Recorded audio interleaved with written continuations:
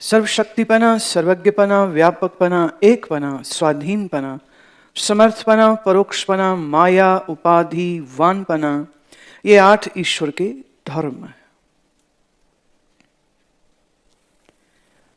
इन सर्व सहित माया और उसमें प्रतिबिंब रूप चिदाभास और उसका अधिष्ठान ब्रह्म, ये सब मिलकर ईश्वर कहा जाता है। वही तत्पद का वाच्यार्थ है। ये बहुत क्लियर रहना चाहिए, बहुत स्पष्ट रहना चाहिए। इसमें कोई संशय या कंफ्यूजन की जगह तो है भी नहीं। तो एक है, सर्वज्ञ है, मायापति है, व्यापक है, उपाधिवान बना है, माया उसकी उपाधि है, समर्थ है। और एक शब्द इसमें जो फिर आता है वो है परोक्षपना। वो परोक्ष ही रहेगा। तुम ये नहीं कह सकते ईश्वर मेरे आंख के प्रत्यक्ष हो गया। It's amazing the amount of foolishness which goes in dharma. जब भी कोई ये बोले मेरे को भगवान का दर्शन हो गया, भगवान मेरे आके सामने खड़े थे, वो खंडित हो जाती है बात सिर्फ इतनी से ही कि उसमें परोक्षपना। अस्ति बात प्रिय सिंधु में नाम रूप जंजाल। तो वो ये नहीं कह रहे हैं कि वो नाम रूप सिर्फ जीवों का झूठ है, वो कह रहे हैं ईश्वर भी किसी नाम रूप में आवेगा तो वो भी झूठ है। वेदांत में झूठ शब्द की कोई जगह नहीं है, तो इसलिए हम तो मिथ्या ही लेते हैं। दिखेगा भी पर फिर भी झूठ है। अब आप देख लो भक्तमाल की कथाएं, चाहे भागवत पुराण की कथाएं, चाहे रामायण की कथाएं, सब जोर दिखने वाले ईश्वर पर लगा के बैठे हुए हैं। और यह हमारा ऋषियों का ज्ञान है, यह हमारा औपनिषदिक ज्ञान है। ये कोई घर से बैठ के किसी कम्युनिस्ट ने नहीं बना दिया है। इधर देख लेना, यह सामने कोई नास्तिक व्यक्ति नहीं बैठा हुआ है, कोई कार्ल मार्क्स का चेला नहीं बैठा हुआ है। ये ऋषि परंपरा का प्रतिनिधित्व करते हुए ये ऋषिका बोल रही है, जो दिख जाए वो ईश्वर नहीं है। अब फोड़ लो जिसकी खोपड़ी फोड़नी। जो आंख से दिख गया, ये प्रतिपादित हो गया है, वो है नाम और रूप। अस्ति बाति प्रिय दिखेगा नहीं। जो दिखने में आ जाए वो नाम रूप, जो दिखने में ना आवे सो अस्ति बाति प्रिय। जो दिखता है वो दृश्य, जो देखता है वो साक्षी, जो दिखता है वो दृश्य, जो देखता है दृष्टा। याद रहे, दृष्टा कभी दृश्य नहीं होगा। तो आज एक सबसे बड़ी बेवकूफी निकाल सको तो निकाल लो। जब तुम ये कहते हो मुझे आत्मा का पता कैसे चले, लो मैं लिख के देती हूं, तुम्हें कभी पता नहीं चल सकता। आत्मा कोई चीज है जिसे देख लोगे गधू? कोई आत्मा दिखाने वाले गुरु निकला है, कोई परमात्मा दिखाने वाले गुरु निकला है। सब बेवकूफ बनावे। कबीर कहते हम का बेवकूफ बनाओ ना। यहां लाखों लाखों लोग बेवकूफ, लाखों क्या करोड़ों, करोड़ों क्या अरबों लोग बेवकूफ बने हुए। श्रीमद् भागवत में जहां भी विषय आता है, अब 10वें स्कंद में कृष्ण लीला आती है, 1 स्कंद में राम लीला आती है, पूरी रामायण आती है, अवतारों की कथा आती है, ऋषियों की कथा आती है, 11वें स्कंद में नवयोगीश्वरों की कथा आती है। पर जहां कहीं भी संवाद A वर्सेस B हो रहा हो, माने गुरु कोई भी होए तो चेला कोई भी होए, वो शिव पार्वती का होए, वो कृष्ण उद्धव का होए, वो कृष्ण अर्जुन का होए, वो एक समय तो राधा और कृष्ण का भी संवाद ऐसे ही है। गोपियां पूछती हैं कि देखो उद्धव जी आए हैं, तुम मिल लो उसको, कोई संदेशा लाए हैं। तो हमको हमारा संदेशा क्या सुनाओगे, चल जा भाई, लीला चल रही है, वो भी भ्रम, मैं भी भ्रम, बाकी सब भ्रम, छुट्टी कर उद्धव, जा घर जा अपने, तू नहीं समझ सकेगा ये हो क्यों रहा। लीला किसको कहते, इसी को कहते हैं। गांव का नथु हलवाई बन गया मेघनाथ, पहलवान बन गया रावण, सब जानते हैं ये कौन है। फिर भी जब वो मंच पे आता है सब उसका आदर करते हैं। मेघनाद है तो कहते राक्षस आया, रावण आ जाए तो सब कहते मारो ये रावण, कोई रावण है। सब जानते हैं नथुराम हलवाई है।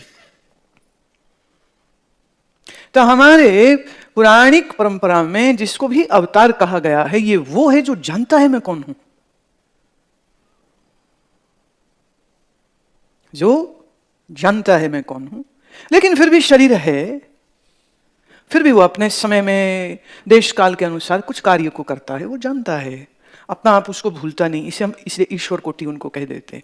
पर यह भी बात तय है कि जिस जीव ने, मैं इसमें योग का पुट ला रही हूं, जिस जीव ने अष्टांग योग साध लिया, निर्विकल्प साध ली, पातंजल योग का जो ये तीसरा अभी मैंने कराया ही नहीं, क्योंकि समझ नहीं लगती है कि पागलों को क्या कराऊं मैं।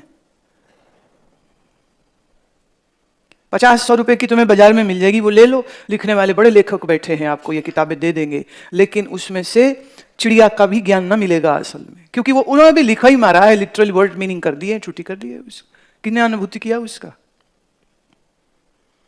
रिद्धियों का सिद्धियों का भी वर्णन है उसमें। मैं उस दिन कह ही चुकी हूं, ऐसे महात्माओं को तो हम मिले हैं जिन्होंने ये सिद्धि के प्रकाश देखे हैं। ये जरूरी नहीं वो वेदांती हो, ये जरूरी नहीं है, लेकिन जो ये महानुभाव हमें मिले हैं ये सब जानते भी हैं कौन हूं, और विशेष रुचि उनकी योग में थी, इसलिए योग में सिद्ध है वो।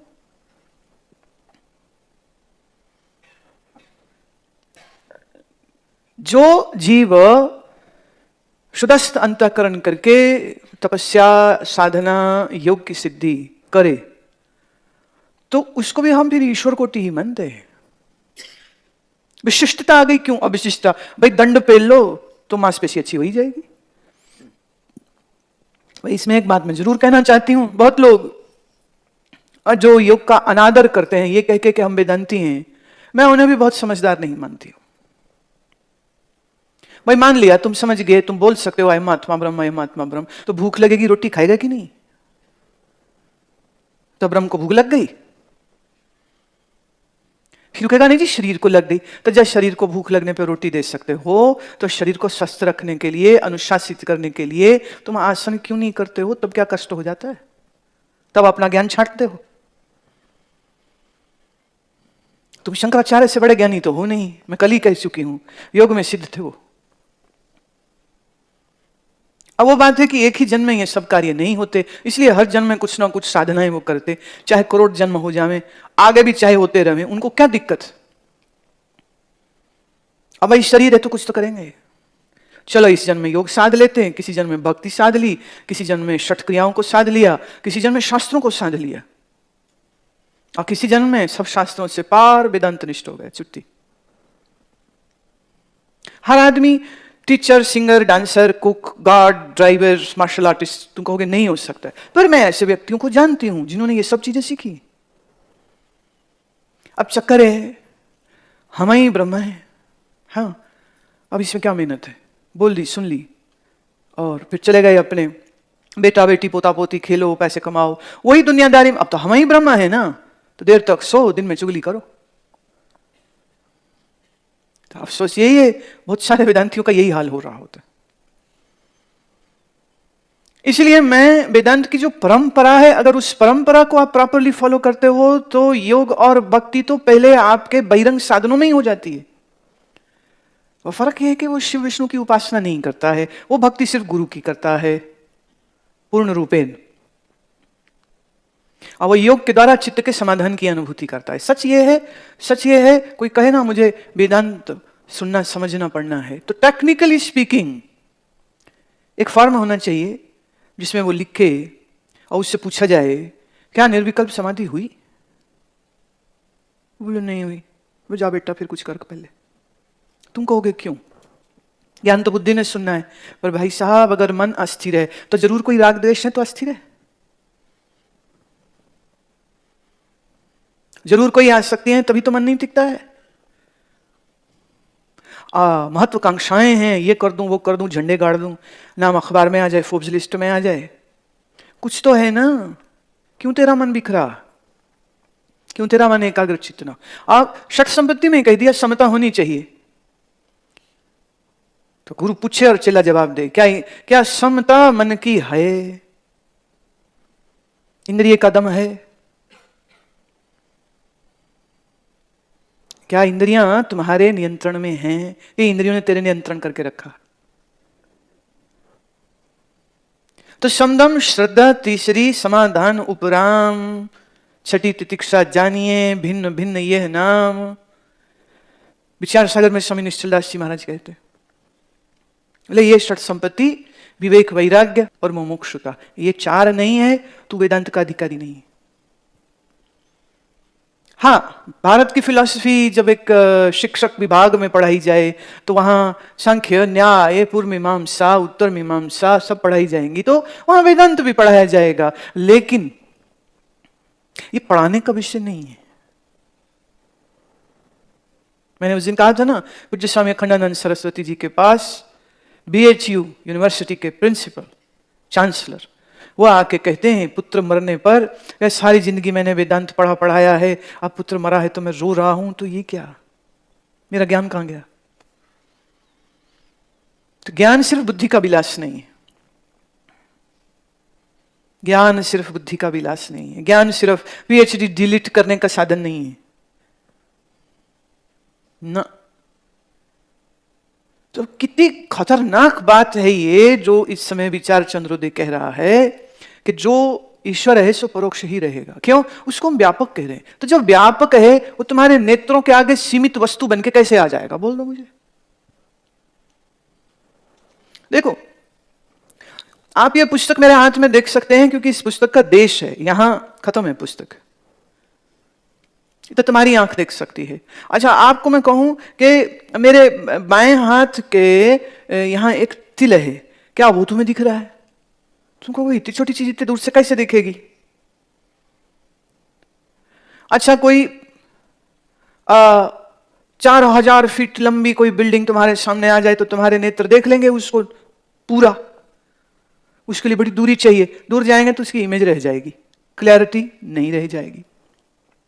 तो हमारी आंख क्या देख सकती जो बहुत दूर ना हो, और कोई लाके चीज तुम्हारी आंख के ऊपर ही रख दे, वो बेटा देख के बताओ क्या है, तो देख लोगे आप। तो ना अधिक दूर ना अधिक पास, ना बहुत बड़ी तो ना बहुत छोटी। तुम चले जाओ मुंबई, खड़े हो जाओ तो पूरा अरेबियन सी तुम्हारी आंखें देख लेंगी, कुछ हिस्सा ही दिखेगा, समंदर तो बहुत दूर तक है। आप चले जाओ कन्याकुमारी तो वहां एज पे खड़े होके, विवेकानंद स्मारक पे खड़े होके तुम क्या पूरा इंडियन ओशन देख सकते हो आंखों से? तो आंख की सीमा है। तो जो तुम्हारी आंख समंदर ना पूरा देख सके वो ईश्वर को देख लेगी। मजाक समझा है क्या? कोई लॉजिक की होती बात की नहीं होती। अब जब हम देखिए, जब हम ये कहते हैं कि भगवान का दर्शन हो, भागवत में आया, पुराणों में आया, अलग अलग जगह में आया, तो एक्चुअली उसका विज्ञान ये है कि भक्त के मन की स्थिति इतनी एकाग्र हो गई कि जिसकी उसने धारणा की वह उसके समक्ष दिखने लग गए। जैसे स्वप्न में तुम्हारा मन पूरी सृष्टि बना देता है। अच्छा, तुम सपने में तो दुनिया पूरा तुम्हारा मन बना ले, मैं अभी तुम्हें कहूं एक रसगुल्ला बना के दिखा दो अपने मन से, सपने में पूरी दुनिया बना लेते हो। क्या है ऐसी शक्ति जो स्वप्न में मन की खुलती है और जागृत में तो खुलती नहीं है? धारणा, धारणा, जिसकी धारणा सिद्ध हो गई, योग के विषय में कहूं, जिसकी धारणा सिद्ध हो गई तो वह आंख बंद करके बैठे या आंख खोल करके बैठे, भीतर या बाहर अपने इष्ट का, जिसे आप कहेंगे 4 डायमेंशनल, 3 भी छोड़िए, 4 डायमेंशनल दर्शन करेगा। क्यों? जिसका भाव मन में है, एकाग्रता होने पर वही भाव स्थूल रूप, नाट स्थूल वो के जिसे सब छू लें, पर वो जो उसके लिए स्थूल हो जाएगा। बात गहरी है, पकड़ पाओ तो पकड़ पाओ। इसको चीजों को मैं कितना भी करूं आसान कैसे कर दूं? तो मीरा जब कहती मुझे कृष्ण दिखे, तो याद रहे मीरा कोई दिख रहे, पास बैठी उदा को नहीं दिख रहे, राणा को नहीं दिख रहे, तभी कहते थे पागल हो गई है। मीरा के मन में कृष्ण का भाव है, मन उसका एकाग्र है, मन ने कृष्ण की धारणा कर ली। और कैसा कृष्ण? अब देखिए, गुजरात में कृष्ण काले हैं, द्वारिकानाथ, वृंदावन में सांवरे हैं, इस्कॉन वालों के गोरे हैं? तो फिर एक्चुअल में कृष्ण कैसे दिखते थे? भाव से कलाकारों ने अपनी अपनी कल्पना लगा दी। भाई हम तो यहां आश्रम में कई मूर्तियां बनवाई हैं, मूर्तिकार के साथ बैठ के कहते तू नाक पसंद नहीं आ रही, ठीक कर। जिसे हम घड़वा लें हम उसके ईश्वर हो गए? नहीं, ये ठीक नहीं, इसे ठीक करो। ओंठ ऐसे हो, नाक ऐसे हो, आंख ऐसे हो, कान ऐसे हो। तो गुजरात के भक्तों के लिए द्वारिकानाथ है, इधर वृंदावन वालों के लिए वो कृष्ण है, सांवरा है। जो राधा के उपासक हैं उनके लिए जो है, अब राधा आयु में कृष्ण से बड़ी थी, पर जहां मूर्ति बनती है तो उसे छोटी बनाते हैं। तो जो राधा उपासक है वो राधा की बड़ी रखते, कृष्ण की छोटी रखते, उसका मुकुट बड़ा करते, कृष्ण का छोटा करते। जो कृष्ण के उपासक हैं उन्होंने कई मंदिरों में राधा को गायब भी कर दिया। वो कहते नहीं, हमारे लिए तो बाल गोपाल, सूरदास कहते हम न माने राधा कृष्ण को, वो तो बाल गोपाल, जो बड़ा ही नहीं हुआ। भक्त का भाव है। भाव किस लिए? क्योंकि उपासना मन को थामती है। करोड़ चीजों के पीछे भागे मन तो संसारी, सिर्फ एक के लिए ही टिक जाए वो भक्त। इसलिए कहती हूं भक्त होना भी आसान नहीं है। मन में और किसी विषय का ध्यान ही नहीं, बस एक का ही ध्यान है। अब सवाल है किस एक का ध्यान है? तुम्हारे भी है, तुम्हारे पोता होगा, बेटा होगा, बेटी होगी, जवाई होगा, माँ होगा, बाप होगा। अब वो खुद अभिकारी, अज्ञानी, संसारी, उनका लगाओगे ध्यान, तुम्हारा मन भी वही होगा। जिसे मन याद करता है ना, मन वैसे ही हो जाता है। तो भक्त कहता हम तो कृष्ण ही याद करते। ये मीरा का सौभाग्य है कि मीरा को गुरु रैदास मिल गए। उन्होंने ये कह दिया, मीरा जिसे गोदी में उठाए घूम रही है, ये कृष्ण का वास्तविक स्वरूप नहीं है। ये मीरा का सौभाग्य। जो आवे और जावे वो भगवान नहीं, जो कभी दिखे कभी ना दिखे वो भगवान नहीं, जो किसी एक देश में रहे और बाकी देश में ना रहे वो भगवान नहीं। क्यों? वो व्यापक है। कल आपने किया ना, पृथ्वी से जल अधिक तो आपेक्षिक व्यापक जल है, जल से तेज अधिक तो तेज व्यापक, आपेक्षिक व्यापक। आपेक्षिक मतलब in relation to, in context to. वायु से आकाश, ये वायु कहां हो रहा है? बोले जिस स्पेस में हो रहा है वो आकाश। बोले आकाश अधिक है। बोले आकाश के आगे क्या है? क्या बात बोली, कहते पता नहीं, पता नहीं आकाश के आगे क्या होगा। तो कह रहे चलो ये पता नहीं आपके आकाश से भी ज्यादा व्यापक है। और ये जो कह रहा है पता नहीं, ये किसने जाना? वो जानने वाला चैतन्य इस अज्ञान से भी बड़ा। तो तत्पद का जहां ये समझा रहे हैं कि तत्पद का वाच्यर्थ क्या है, तो वाच्यर्थ में वो कह रहे हैं कि ये जो माया और चिदाभास और ब्रह्म का, ब्रह्माभास कह लीजिए, चिदाभास ना कहो तो ब्रह्माभास कह लो, तो ब्रह्माभास, माया, ये संयुक्त होकर तीनों हुए ईश्वर। राइट? अब ये ईश्वर सर्वशक्ति भी है, सर्वज्ञ भी है, व्यापक भी है, पर ये पॉइंट नोट रखना, परोक्ष भी है। ये भगवान के नाम पे कितनी गप्पें चलती हैं, मैंने भगवान को देखा, मैंने भगवान को देखा। चाचे ने भी नहीं देखा भगवान, तेरे पुरखे भी ना देख पाए भगवान। याद रहे, जब हम कृष्ण को भगवान कहते हैं तो वह इस आधार पे कहते हैं क्योंकि कृष्ण अस्तिभाति प्रिय है, अस्तिभाति व्यापक है, इस नाते अर्जुन भी भगवान, इसलिए हम गीता को भी कहते भगवान, और तो और वेद व्यास भगवान, और तो और पढ़ने वाला भी भगवान। बस यह है कि पढ़ने वाला भूल गया मैं भगवान, बोलने वाला जानता है मैं भगवान।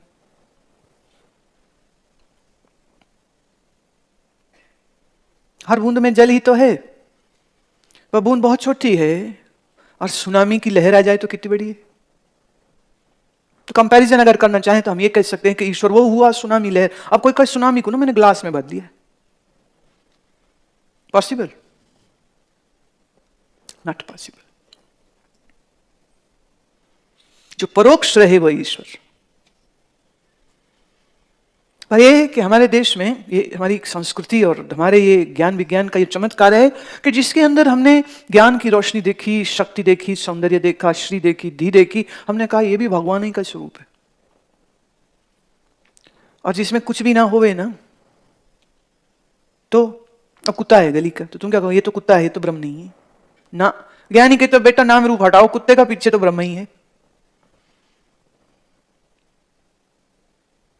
प्रॉब्लम किसकी है? नाम रूप की। और प्रॉब्लम की है जो नाम रूप को सच मान रहा है। अब ये प्रॉब्लम दूर कर दीजिए तो नाम रूप होया मिथ्या, अस्तिभाति प्रिय, व्यापक होना ही सत्य है। जो ये जाने वो ज्ञानी, जो ये न जाने महाअज्ञानी। तो ये महाअज्ञानियों ने भगवान का ने कहते जैसे हमें ना एक शरीर, तो भगवान भी एक शरीर ही होना चाहिए। किसी ने पुरुष बना दिया, किसी ने एक निकाला, हमारे 2 हाथ, उसके तो 8 होने चाहिए।